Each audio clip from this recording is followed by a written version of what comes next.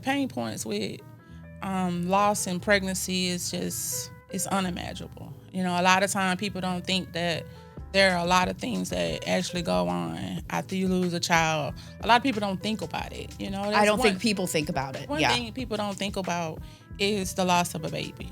We don't put it's a lot of thought. It's like unfathomable to most people. It is. And then when you think about the burial, people don't think about what families have to go through when they have to bury their child. The pain points are just crazy. Have you heard the saying, the opposite of addiction is connection? We at the Addiction Prevention Coalition know that there's truth in that adage. And so we are fighting addiction face to face, conversation by conversation, creating connection. Here at The Shield, our new podcast, no topic is off limits because there are no limits when it comes to substance use disorder.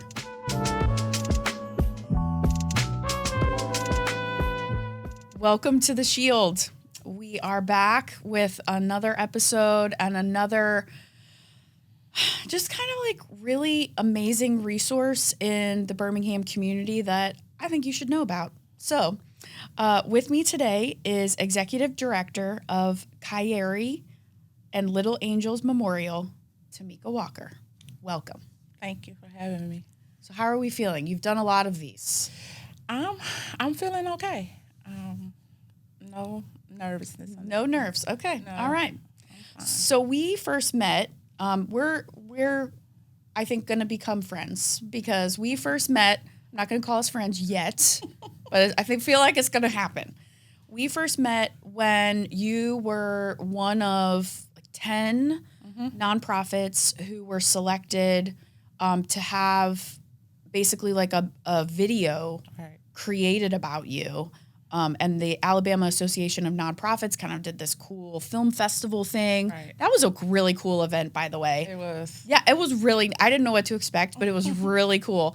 And so you were selected to be featured and have a video crew come and talk about your mission. And then now you get to use this video for fundraising and for all the things, right? Right. Talk to me about that process. That would have been, I mean, here's my thing. The first thing I said is I was like, why didn't APC get one of these? And Khairi was like, I think we're a little bit too big. So talk to me a little bit about that process and like what you needed in order to be selected. Because I'm jealous. Well, I think it was back in May when the deadline was. And I pretty much had been seeing it. And I was like, well, I'm going to give it a shot. Because I do my own grants. And so I was like, maybe it's something I could do. So Are you a one-woman show here? Pretty much. Okay. All right. Okay. Pretty much. And so I looked at the grant to see if it was something that I could complete. And so I think I was right at the deadline. And so I completed it and I submitted it. And I think maybe like in a week or two, I got an email saying congratulations. And I'm like at the ER with my mom. And I'm like really excited. So I'm like hollering. Because I'm like, I did not think that I was going to get it. And so went through that process. And then we had to go through like this class where we had to meet like area of the week. And so they was teaching us various things about nonprofit. And so you had to attend the classes. And so I made all of my classes. I missed out on one, but my treasurer sat in for me. And so went through that process, and during the course of that, we ended up having, I think it was 3 videographers that were a part of our class that we met. And so they teamed us up with a particular photographer. We ended up having Bo Lion. And so they set up a time for us to be able to do the video. And so we did our video in a day. Wow. I would really like to say in less than like maybe 3 hours. Really? Yeah, we did it pretty quick. I pretty much had a vision. Yeah, you knew what the video should be to represent your nonprofit. That's one thing about the organization. I allow God to lead me. This is not something I could have done on my own or created on my own. And so I let him lead me. So if he give me a vision about something, or he told me to go talk to this person about being a part of the organization or this organization, then I move. And so I had this vision all along when I first got it. I even knew I wanted this particular photographer.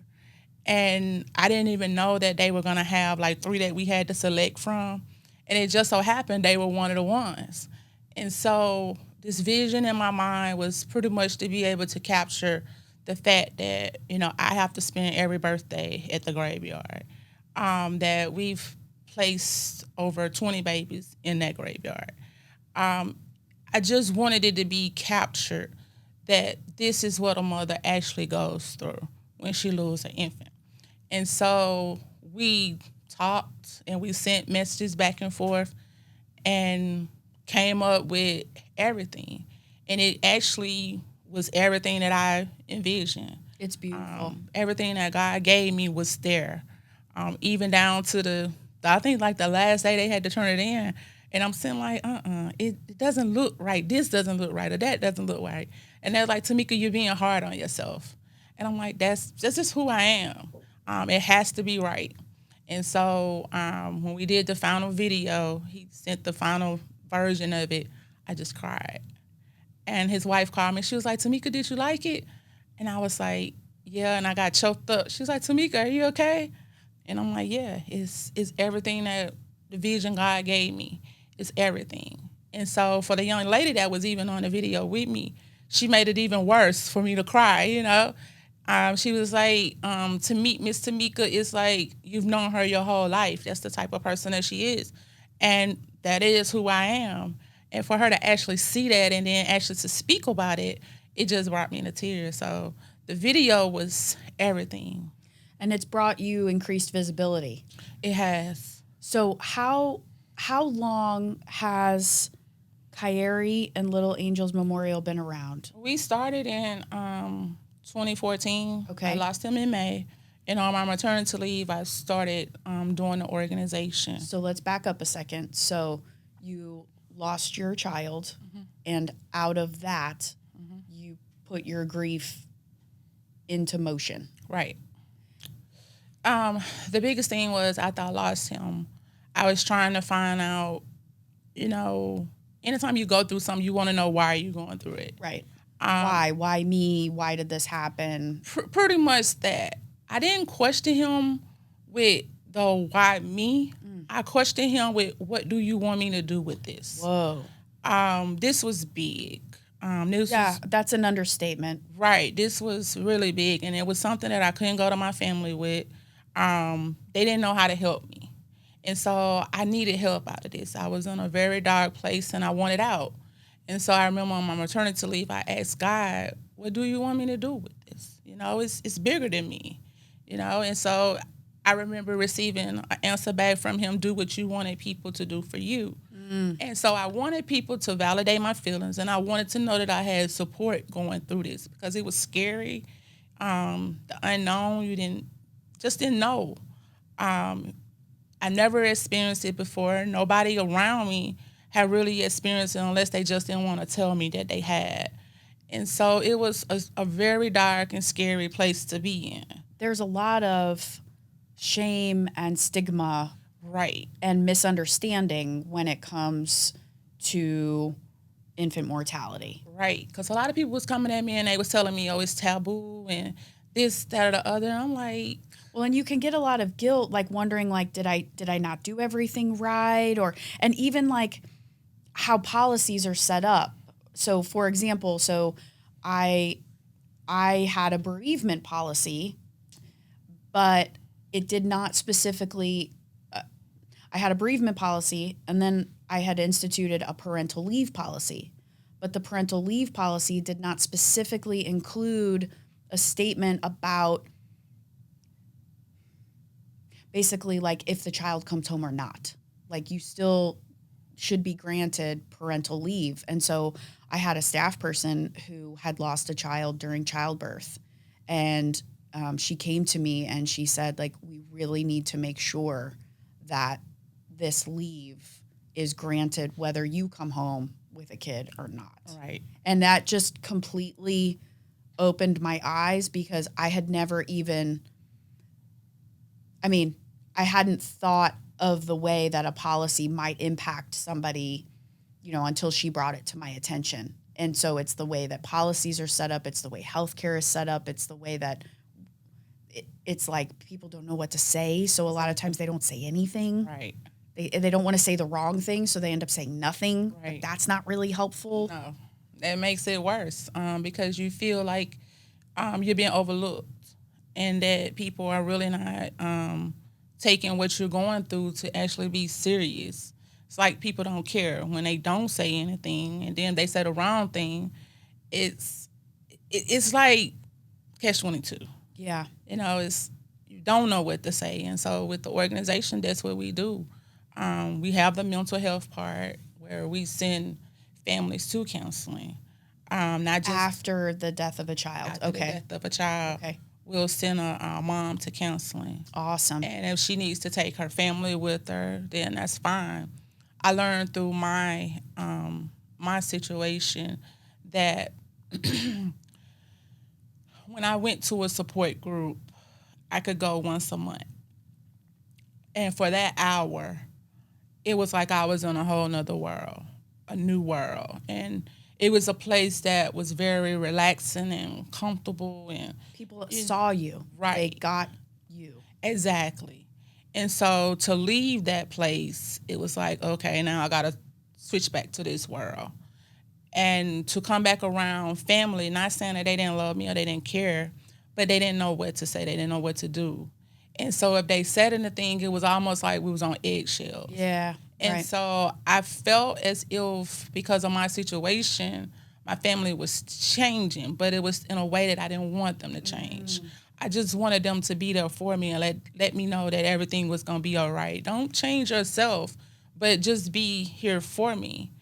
And so going through that process, I always said if I ever got an organization or anything, I would make it so that the family could go to counseling as well, so they would know how to deal with the mom, so that when she comes back, if she go to counseling, she comes back, she's not having to try to turn her mind on and off to adjust to this environment of being around her family, which are people she's around majority of her time. Right. And so that's what we did when I did the mental health part for the organization.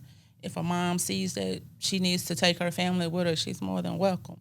So you connect moms with mental health resources and Right. their families. Right. Do you have counselors on staff, or do you contract with them? We have or a contract with like 3 companies in the city. So we have them on the east, the west, the south, and the north, because I know a lot of the women that we deal with, they're low income families. It's transportation. And so transportation is a big issue. And so in order for them to get to their counselor sessions, we'll pair them up with someone that's on their side of town. And it's also set up to, if transportation is a really big deal and they can't make it, that they can do it online. Okay. So we have it set up that way. And some people might be listening to this going like, I don't really see the connection. Like, why would APC have this organization on? Like, I know they're kind of both with mental health, but we know that, like, it's all related, right? Because if you have someone who's dealing with their grief and doesn't really know how to deal with their grief, or is surrounded by unhealthy ways to deal with their grief, obviously they could turn to substances. Exactly. Their family members who are struggling to be there to support but don't know how, they could. But also dealing with, and I know I'm not telling you anything you don't already know, but like dealing with post-pregnancy hormones, postpartum, is huge. Plus the grief of a child combined, I would imagine, Right. makes for a really intense mental health situation and could lead to crises. It does. The pain points with loss and pregnancy is just, it's unimaginable. A lot of time people don't think that there are a lot of things that actually go on after you lose a child. A lot of people don't think about it. I don't think people think about it. One thing people don't think about is the loss of a baby. We don't put It's a like lot of thought. unfathomable to most people. It is. And then when you think about the burial, people don't think about what families have to go through when they have to bury their child. The pain points are just crazy. And that's something else that you assist with, right, is burial. Right. We assist with burial for low-income families that have lost an infant from 20 weeks gestation up to 12 months of age. Some families are not able to provide that for their infant because they are already low income. Right. They're having to make a decision. Do I pay my bills or do I bury this child? Do I go into debt or do I bury this child? I even had one family come to me and they had one car and they wanted us to help them out. And due to the fact that we helped Jefferson County, they was out of our area. Okay. And so they was like, well, we got to sell our car. And that's our only means of transportation. And I was like, wow, it's a lot bigger than what I even thought. Right. You know, families have to go into situations like that. I've had families that I've worked with, lights get cut off. You know, utilities get cut off because they have to try to pay for this burial that's unexpected. And funeral homes, cemetery, they want their money up front. Babies that die under 30 days don't have insurance. So it's like they're stuck in a very hard place. And with us coming in, we pay for burial. And if we pay for the burial, and then we may get another company to help assist with maybe the funeral, whichever one we'll pay for. We make sure that these families don't have a financial hardship to add on top of what they're already dealing with. So that's what we do when it comes to the infant burial. But a lot of people don't think about it. It does cause some women to go to substance abuse. I had a friend that committed suicide after the postpartum, and that's what led her to it.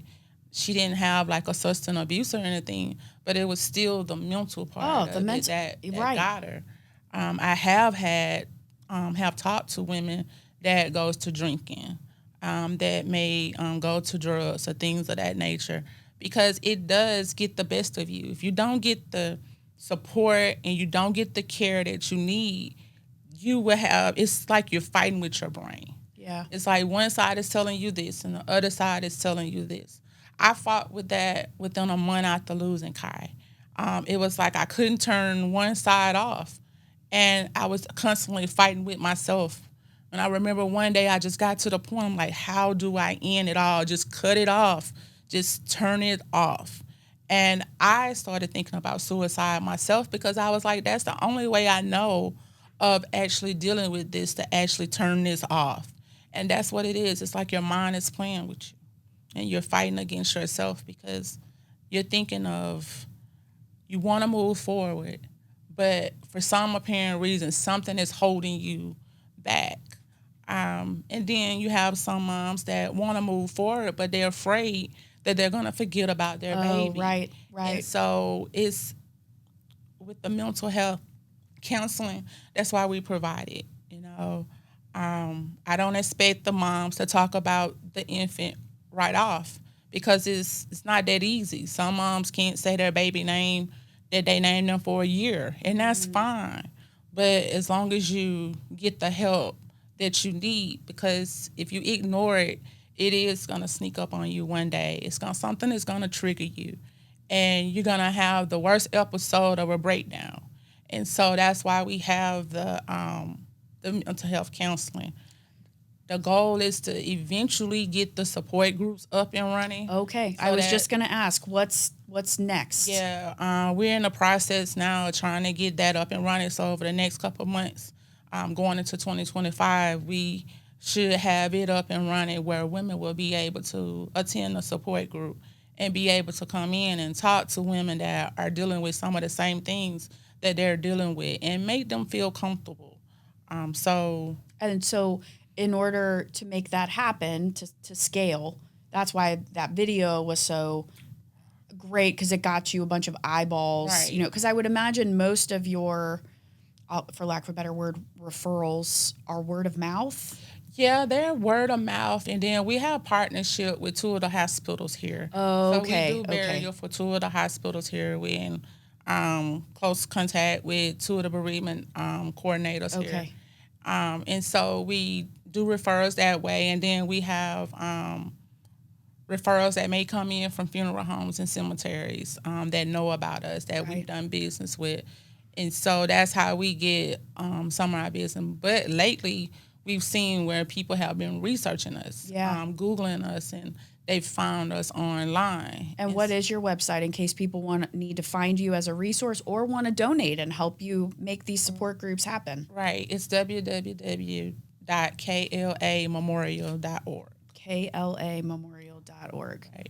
And so it is just you at this point, and you have a board. Yeah, it's me and my board. We're in the process with that as well for 2025 to get a new board so that we can actually push some things in 2025 that need to be done so that we can help this crisis that we have. So you're looking for board members too. Right. Any particular skill sets? Since we're looking for all positions with the president, the vice president, the secretary, and the treasurer, pretty much someone that has been on a board before. Love it. That understand how a board is supposed to be run.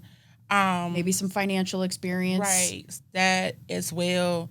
A person that is passionate about this, because if you don't have a passion for this, you will actually fall off real quick. So you have to have a passion for what it is that we do for our cause, because you're going to come across a lot of stories. You're going to see a lot of families in this situation, and so you have to have a passion for it. So I have to ask, what do you do to practice self-care? Because this job is a lot, my friend. Whoa. Honestly, to tell you the truth, the organization is your self-care. My self-care. I know it may sound crazy, but it's therapeutic for me to know that another family will not go through what it is that I endured when I lost Kai. It was one of the hardest times to actually endure the loss of your first child. And then to endure the loss of him the way I did. So that is something I don't want a woman to experience. And so if I can help one family, I feel like I've done what God has called me to do, because I know that now this is my purpose and that he has me on assignment. And so I'm going to do what it is that he wants me to do. He has you on assignment. I like that. One more question.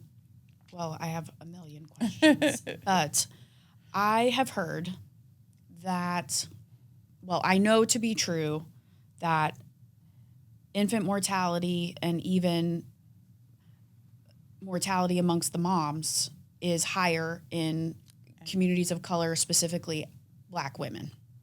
I also know that Black women's access to health care is disparate compared to somebody like myself.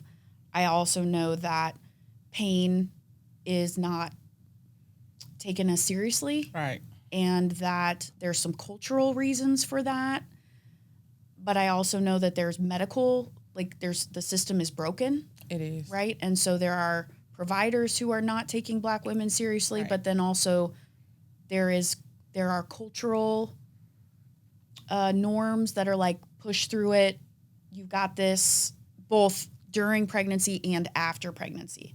Can you talk a little bit about the disparity between Black moms and babies and white moms and babies?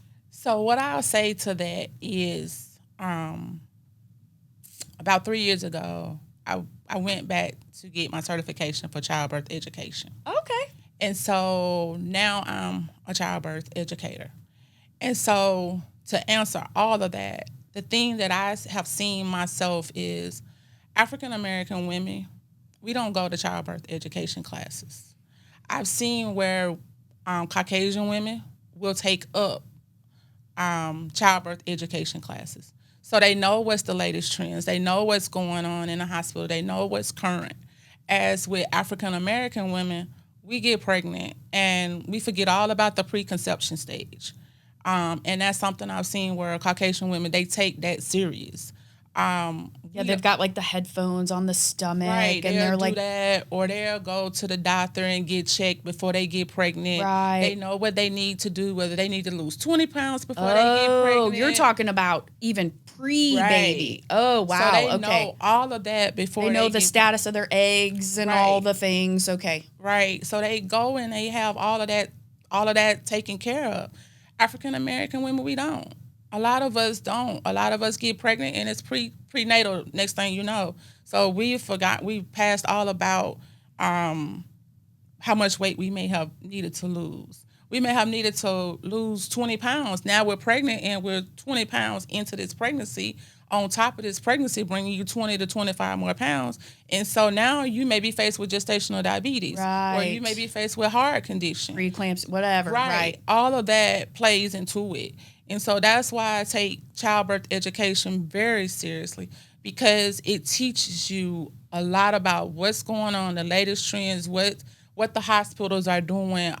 It teaches you about the crisis that's going on. So it's like you get informed not just how to take care of yourself with your pregnancy or take care of your baby, but it also tells you the do's and the don'ts of your rights and different things of that How nature. to advocate for yourself, Right, that you exactly. can advocate for yourself. Exactly. And unfortunately, it takes a lot of traumatic birth experiences in order for somebody to know that they could have advocated or Right. what they, I hate saying the word should, but what they should have spoken up about until they've had a traumatic birth experience. And then they're like, oh my gosh, I didn't know what I didn't know. Right. And so that's why I do childbirth education. I've been doing it one-on-one lately, but hopefully in 2025 we'll be able to do it where we can open it up.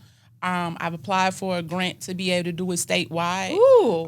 To have it on Zoom and be able to have at least 10 people in person at a facility where we'll be able to go hands-on and actually get into the childbirth education and teach.